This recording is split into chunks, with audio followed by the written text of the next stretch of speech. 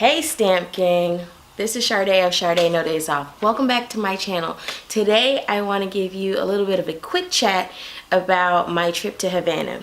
Now if you saw last week's video, you saw the vlog of what I saw and what I did. I also posted before this video my day tour, what the day tour looked like in sort of speed motion.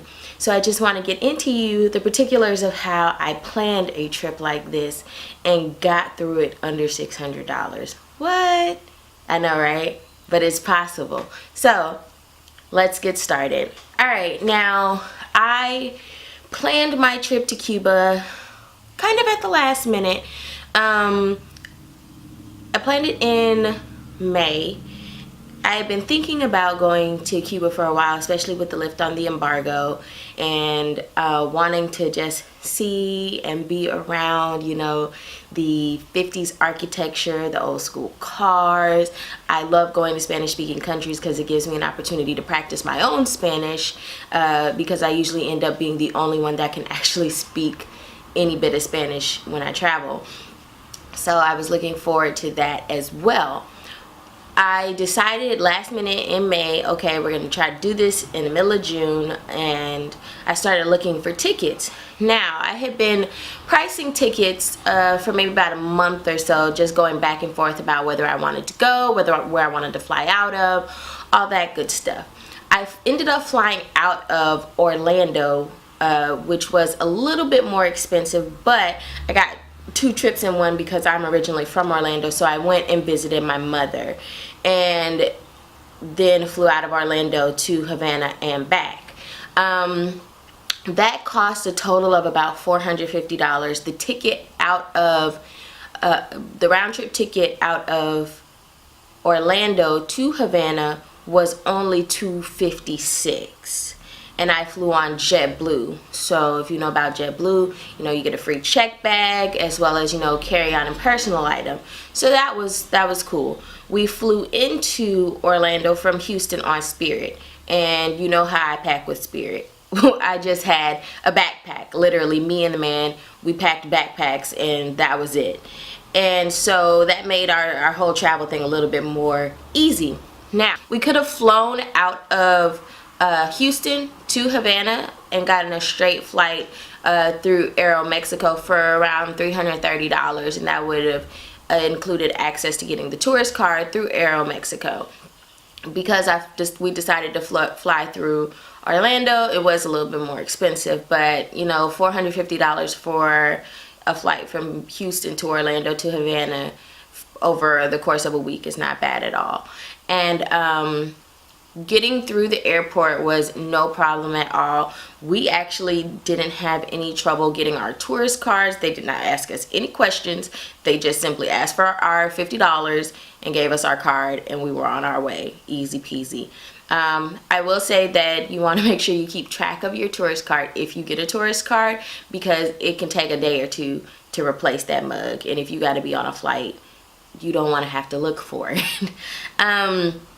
Now, we stayed in Havana Centro in one of the neighborhoods, and it was very hood. Let me be real with you. It was really hood, but everybody was really sweet. And the apartment in and of itself was amazing. It was very clean. You know, they had fresh water or water bottles for us for purchase and all that good stuff.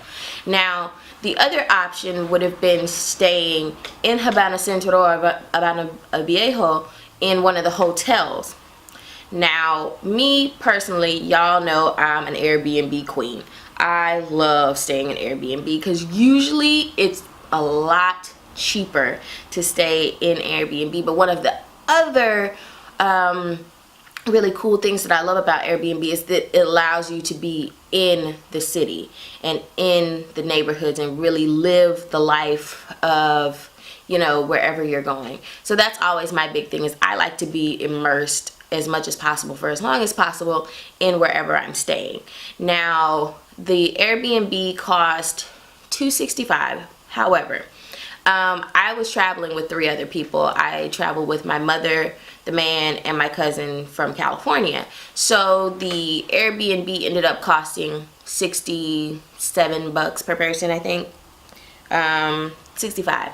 So $65 a person, which for 4 days and 3 nights, that is amazing. If you come in under $100 a piece to stay somewhere, you're doing really good. Now, like I said in my vlog, taxis don't stop for anybody. The taxis will drive by you, local, foreign, tourist, doesn't matter. And so taxis are really hard to come by, which is another reason why you want to stay, you know, with an Airbnb or with a hotel, because they can call you transportation. Our hosts, they called a cab to pick us up from the airport, and you can easily catch a cab from the airport to get to your destination. And the cab was $30 going and $25 returning, so $55 total. So that means I spent probably about $10-15 on my portion of getting the cab to and from the airport.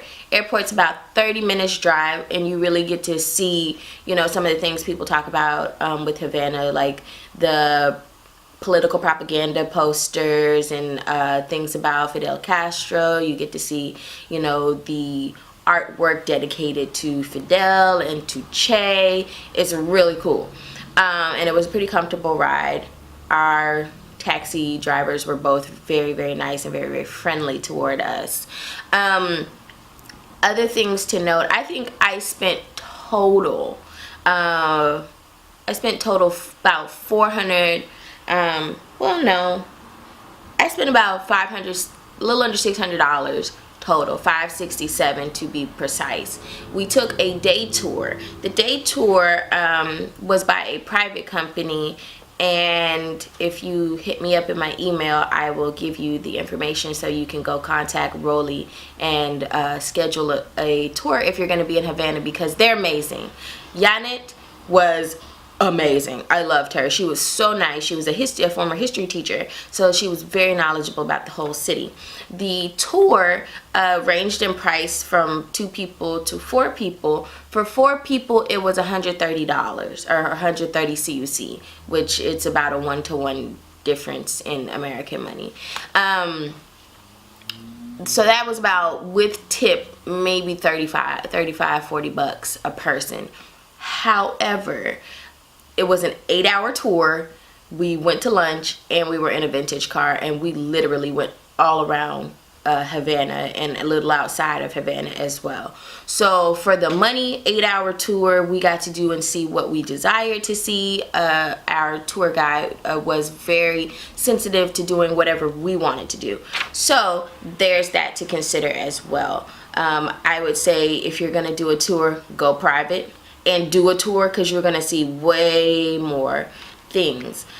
With all of my food things, any souvenirs, which I didn't buy very many souvenirs, I spent $567 and a little less than that because I brought money back. Like, we were at the end, we were in the airport trying to spend the rest of our CUCs because it's not even really worth changing it back to American money. And I swear it was hard. Like, this is the rest of my money right here. It's about 14 CUCs, and the exchange rate back is a little bit less. So I just kept it because I have a jar of foreign money from the various places I've traveled, and I just put it in there. And also, if I go again, this is starter money.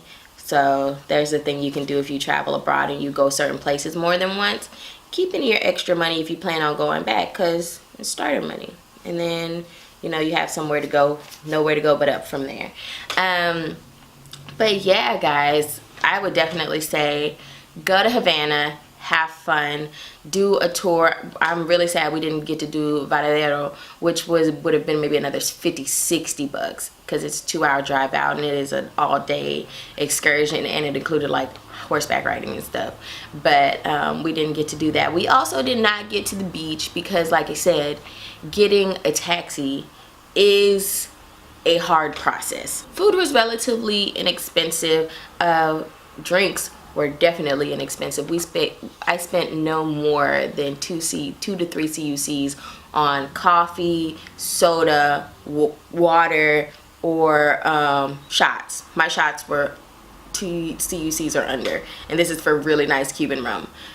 So keep that in mind. I think I spent maybe 50-60 bucks total over the course of 4 days eating.